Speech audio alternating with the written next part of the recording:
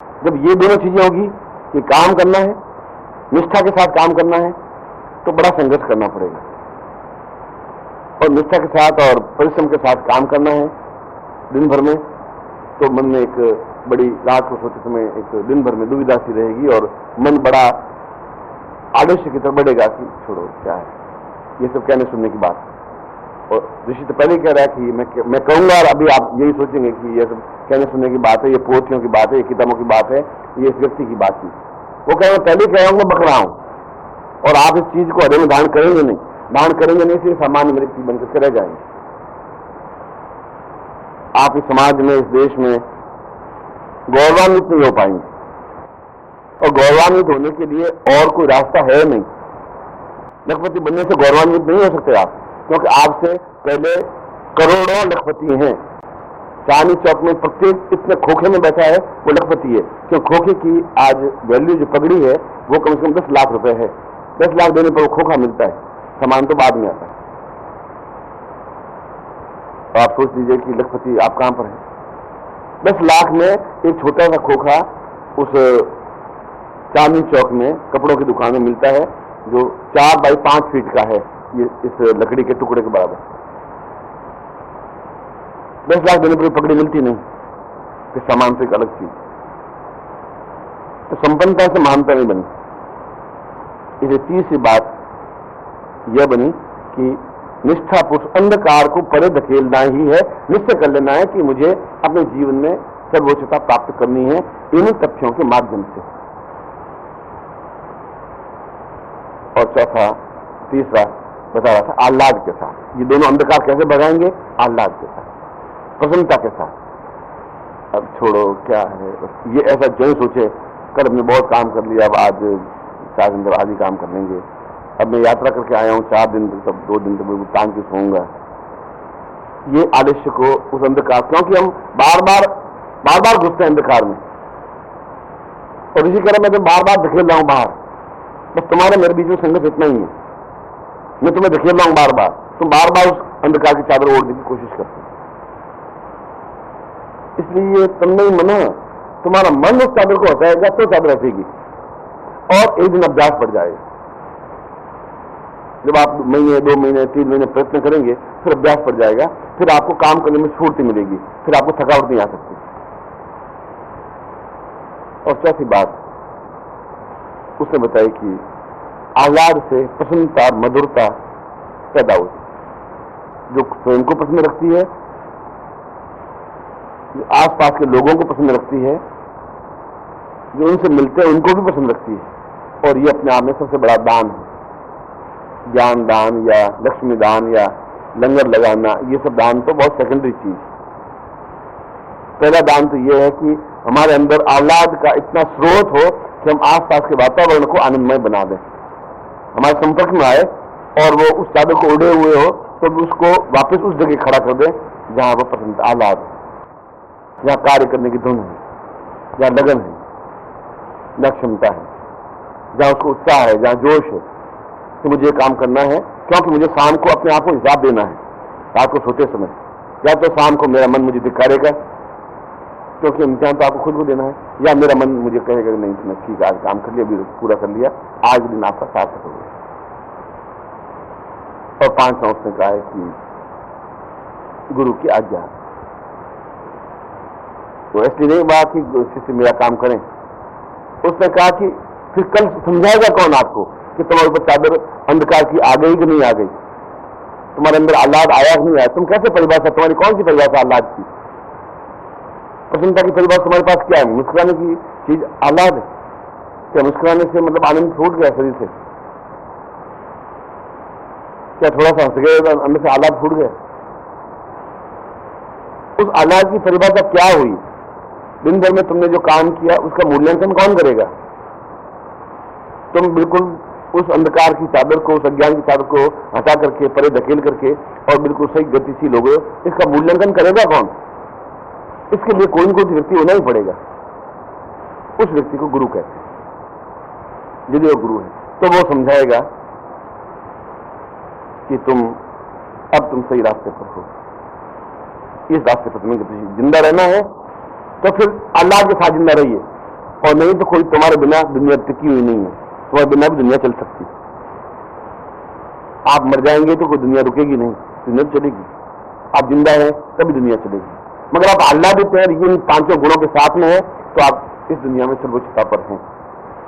और आप प्रत्येक जीवनी पढ़ लीजिए, उन प्रत्येक जीवनी में एक आग है, एक तड़प है, एक बेचैनी है, एक आह्लाद है, एक खुशी है, एक आगे बढ़ने की धुन है, एक संघर्ष करने की क्षमता है, और 8 घंटे की जगह 20 घंटे काम करने की क्षमता है। बर्ट्रैंड रसेल काम करता था 20 घंटे 22 घंटे अपने लेबोरेटरी में। आइंस्टीन काम करता था 20 घंटे। आइंस्टीन की पत्नी शाम को 8 बजे जब वो लंच पे डिनर पे ऊपर नहीं आता था खाने खाने के लिए, और उसको हैबिट मालूम थी, तो वो खाना परोस करके उसकी लेबोरेटरी में उसकी टेबल पर रख देती थी कि खाना खा लेने का हूं, और काम पे जुटा रहता था। सुबह वो जब वापिस आइंस्टीन आती तो वो काम करता हुआ दिखता था, आइंस्टीन प्रयोग करता हुआ नजर आता था। पत्नी कहा तुमने खाना खाया नहीं? खाना खाया नहीं क्या? क्या रात का खाना पड़ा है क्या? मुझे ध्यान नहीं। ये उस काम में डूब जाने की क्षमता है, इसलिए आइंस्टीन बना वो। सैकड़ों अंग्रेज तो सैकड़ों पैदा हुए, सैकड़ों मर गए, फिर आइंस्टीन क्यों जिंदा रहा और दूसरे लोग क्यों नहीं जिंदा रहे? आइंस्टीन को 2 बार नोबेल प्राइज क्यों मिला? लोगों को 1 बार भी नहीं मिलता। वो सर्वोच्च था, सर्वोच्च। उनको 2 बार आइंस्टीन, पूरे विश्व ने उनका सम्मान किया, पूरे विश्व ने उसको गौरवान्वित किया, इसलिए कि उनके मूल में ये 5 बिंदु थे, जो कि उस आइंस्टीन से सैकड़ों हजारों साल पहले ऋषि ने बता दिया था, ये वे है, ये रास्ता है, जिस रास्ते पर चल करके तुम उस जगह पहुंच सकते हो। ये हमारे जीवन के मूल सत्य है। और ऋषि की पहली पंक्ति से वापस शुरू करता हूं कि हम 1 सेकंड बाद वापस उस अंधकार की चादर को ओढ़ लेंगे, फिर उस अज्ञान की चादर को ओढ़ लेंगे। मेरा कहना बेकार हो जाएगा, मेरा बखना बेकार हो जाएगा, मेरे ये 15 मिनट बेकार जाएंगे। जब ये ऊपर आया था तब मैं कुछ लिख रहा था, बेकार टाइम बर्बाद नहीं कर रहा था, तो कोई न कोई 4 लाइनें लिख ही रहा था, उस क्षण का उपयोग कर रहा था। उसके दिखावा नहीं करना था कि ये आएगा तो मैं इसके सामने लिखूं, इसको एहसास हो गुरु जी काम कर रहे हैं, वो दिखावा नहीं था। जितनी मुझ में क्षमता है मैं कार्य करूंगा, और आप में भी उतनी ही क्षमता है जितनी आइंस्टीन में थी, जितनी बर्ट्रैंड रसेल में थी, जितनी शेक्सपियर में थी, जितनी मिल्टन में थी, जितनी लिंकन में थी। आपने उस प्रतिभा को पहचाना नहीं। उस प्रतिभा की ये 5 सीढ़ियां हैं जो मैंने आपके सामने बयान की। प्रसन्नता, और प्रसन्नता के साथ काम करना, आह्लाद के साथ काम करना, 8 घंटे और पूर्ण श्रम के साथ काम करना, ईमानदारी और पूर्ण ईमानदारी के साथ अपने कार्य की धुन, लगन, एक निष्ठता के साथ कार्य करना, और गुरु के चरणों में समर्पित होना, तो पूर्णता के साथ समर्पित होना, जिससे कि रास्ता बराबर दिखाई देता रहे। ऐसा नहीं कि अंधकार में चलते रहे, हम सोच रहे हैं ये रोशनी, ये बाहर जो तुम्हें सूर्य की रोशनी, ये रोशनी नहीं, रोशनी नहीं मना संकल्प, मन के संकल्प में रोशनी पैदा होनी चाहिए। तो इसका मूल आधार मिलता है, एक वातावरण को बनाना है, जहां भी रहे, परिवार में रहें, घर में रहें, समाज में रहें, गली में रहें, मोहल्ले में रहें, डॉक्टर के पास जाएं और कहीं पर भी जाएं, और राक्षसों के बीच में जाएं। हमें आह्लाद बिखेरना है, तनाव नहीं बिखेरना है। और ये तब होगा जब मन बिल्कुल शुद्ध और पवित्र दिव्य होगा, कांच की तरह साफ चेहरा तुम्हारा और मेरा इसमें दिखाई देगा। जहां उसके ऊपर धूल होगी, गर्त होगी, झूठ की, छल की, कपट की, धोखे की, व्यभिचार की, बदमाशी की और मूर्ख बना। जहां ये रेत जमी होगी, रेत पर आप भी अपना चेहरा उसमें नहीं देख पाएंगे, मैं भी उसमें चेहरा नहीं देख पाऊंगा, समाज भी देख नहीं पाएगा, और ये नुकसान आपका होगा, क्योंकि आप पहली सीढ़ी पर भी खड़े नहीं हो पाएंगे, 5वीं सीढ़ी तो आगे की बात।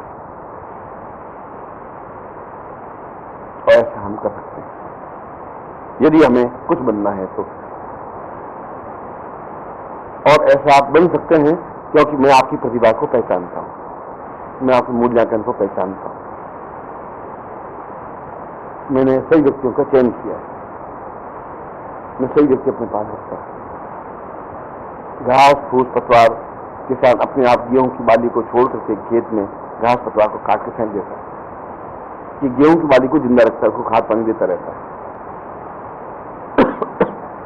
घास फूस को इसलिए काट लेता है, नहीं तो पृथ्वी का सारा जो तत्व चीज है वो घास फूस खा जाएगा, वो गेहूं की बाली ऊपर उठेगी नहीं। तो गेहूं की बाली को ऊपर उठाने के लिए खरपतवार को काटनी पड़ेगी, उसको निराई कहते हैं या और कुछ शब्द का प्रयोग करते हैं। मैं भी जो शिष्य जो तुम्हें यहाँ आते हैं निराई करता रहता हूँ, हटाता रहता हूँ। ये निराई एक घास फूस है, इनको हटा दो, क्योंकि ये 2-4 छिड़ने के बाद में ये खरपतवार बनेगी, ये फालतू शोषण मेरा कर लेगी। और जिन गेहूं की बालियों को मुझे गेहूं डालने हैं वो नहीं दे पाऊंगा, क्योंकि ये सब शोषण कर लेगा। मैं कोई जरूरत है नहीं, खरपतवार, इसलिए मैंने आपको चेक किया, इसलिए आपसे एक अटैचमेंट है। इसे जब आपने कहा तो मैं तो गुरु था, मैं कह सकता था नहीं मैं नहीं आऊंगा, आप बात कर दीजिए, मैं कह सकता। और मेरी भी ड्यूटी ये है कि अगर आपने प्रेम से कहा है तो मैं आपकी बात को मानूं। अगर आप मेरी बात को मानते हैं, मेरे कहते ही आप एकदम से झोंक जाते हैं, तो मुझे भी आपकी बात माननी चाहिए। मेरा भी धर्म, मेरा भी कर्तव्य, मेरा भी लक्ष्य उद्देश्य है। आप मुझे प्यार करते हैं तो मुझे भी आपको उतना ही प्यार करना चाहिए, और मैं उतना ही प्यार करता हूं। और हम उसी स्थान पर आकर वापस खड़े होते हैं जहां से शुरू हुआ। इस श्वेता उपनिषद काल में जो जीवन का मूल अर्थ हमें समझा दिया कि हम जमीन पर पड़े रहकर आकाश में छेद कैसे कर सकते हैं, जमीन पर पड़े होकर के देवताओं के समान पूरे विश्व में कैसे वंदनीय हो सकते हैं, जमीन पर खड़े होकर के अपने माता पिता का नाम कैसे उज्ज्वल कर सकते हैं, और एक छोटे से क्षुद्र घर में पैदा होकर के महानतम कैसे बन सकते हैं। ये ऋषि की वाणी को मैं आपके हृदय में उतार रहा हूं, इसलिए कि आपके हृदय के अंधकार दूर हो सके, प्रकाश भी गिर सके और बिखरेगा ही। ऐसे ही मैं आपको आशीर्वाद देता हूं, ऐसी आपकी कल्याण। उस प्रश्न को मैं भी देख चुका हूं और मैंने अनुभव किया तो उस प्रश्न से कुछ प्राप्त हुआ नहीं, लड़ाई झगड़े प्राप्त हुए। और निश्चित रूप से मेरी मृत्यु पर मेरी पत्नी मेरे साथ आकर चिता पर लेटेगी नहीं, गारंटी। मैं बेटे की और आग लगा के एक तरफ खड़े हो जाएंगे, फिर मुंडवा देंगे, 2 मिनट रो लेंगे, बस इतना ही करेंगे। लोग कुछ वो मेरे साथ नहीं चल सकता। मेरे साथ चल सकता है तो मेरा ज्ञान चल सकता है, मेरा त्याग चल सकता है। मैंने जो कुछ जीवन में किया, इस रास्ते पर चल करके भी किया, ज्ञान दिया, चिंतन दिया, विचार दिया, संन्यास जीवन दिया, वो मेरे साथ चलेगा, वो खत्म नहीं होगा। मेरे ग्रंथ खत्म नहीं होंगे, मेरी विचारधारा खत्म नहीं हो पाएगी। वो मेरे बेटे भी खत्म नहीं कर सकते, मेरी पत्नी भी खत्म नहीं कर सकती, इसलिए मोह उनसे भी नहीं। और गुरु कहते हैं जीवन यही है। इसके लिए कठिन रास्ता चुनना ज्यादा जरूरी है। और कठिन रास्ते का मतलब है त्याग करना जरूरी है, दिन का, समय का, धन का और अपने जीवन। इन चारों का त्याग जरूरी, जिसमें घिसता कुछ नहीं है। मन से ही त्याग हो सकता है, शरीर का त्याग करने की जरूरत है ही नहीं आपको। थोड़े कि धीरे की उंगली काट लें, ये त्याग हुआ, फिर एक उंगली और काटी, ये भी त्याग हुआ, ये थोड़ा ही, इसको त्याग थोड़ी कहते हैं। त्याग का मतलब है कि आप धीरे धीरे उससे परे हटें, और परे हटें तो वहां जुड़े। कहां जुड़े? ईमानदारी, कर्तव्य निष्ठा, सद्बुद्धि, सद्विचार और त्याग में जीवन की ओर। ये यहां से जुड़ना है और यहां से कटना है। धीरे धीरे कटिए, इधर बराबर जुड़िए। निश्चय मन में एकदम उस ज्योत को जला रखिए। बुद्ध कह रहे कि उस ज्योत को जला रखिए कि मुझे इस रास्ते पर गतिशील होना है, क्योंकि ये सब यही रहेंगे, ये मेरे साथ चलेंगे नहीं। चलेंगे नहीं तो फिर बेकार के लिए दुखी होना है। जब ये मेरे जीवन दुखी है ही नहीं। आप देख लीजिए, पत्नी को आप खाना मत दीजिए 20 दिन और कपड़े मत दीजिए, वो आपको गालियां देंगे तो क्या कह रहे साला आदमी, तो बिल्कुल गया बीता आदमी है, इसको रोटी नहीं दे सकता मुझे। तो 20 दिन पहले बहुत खुश थी आपसे, 20 दिन बाद आपको गाली देने लगी। ये समाज आपको बहुत अच्छा कह रहा है कि साहब बहुत अच्छा बिजनेसमैन, और 20 दिन आप ताला लगा करके बैठ जाइए बिल्कुल मंदिर में जाए, साला बिल्कुल घटिया साला गया बीता। ये आदमी, ये तो मूर्ख है, बिल्कुल गद्दे की तरह है। जो 20 दिन पहले आपकी प्रशंसा करते 20 दिन में आपको निंदा करने लगे। अब वो आपके साथ कहां से हो गया? जो 20 दिन पहले आपके साथ था, 20 दिन बाद आपको बिल्कुल विपरीत हो गया, तो वो भी आपको हुआ कैसे? गुरु आपको फिर भी छाती से लगाएगी, फटे हुए कपड़े पहन के आएंगे तब भी, और रात से वस्त्र पहनने के आएंगे तब भी, क्योंकि वो आपका है, उसके शब्द आपके हैं, उसका चिंतन आपका है, उसकी धारणा शक्ति आपकी। उसके लिए फिर वो त्याग आपको अपनाना ही पड़ेगा। आप त्याग नहीं करें और वो प्राप्त भी करना चाहिए, 2 चीजें नहीं चलेगी, एक ही चीज चलेगी। उसके लिए फिर समय का त्याग करना ही पड़ेगा, थोड़ा धन का त्याग करना ही पड़ेगा, क्योंकि धन आप सुकृत कार्य में व्यय कर रहे हैं। समय भी धन है, कार्य करना भी धन है, कर्तव्य निष्ठा भी धन है, परिश्रम भी धन है। धन केवल रुपया ही नहीं होता।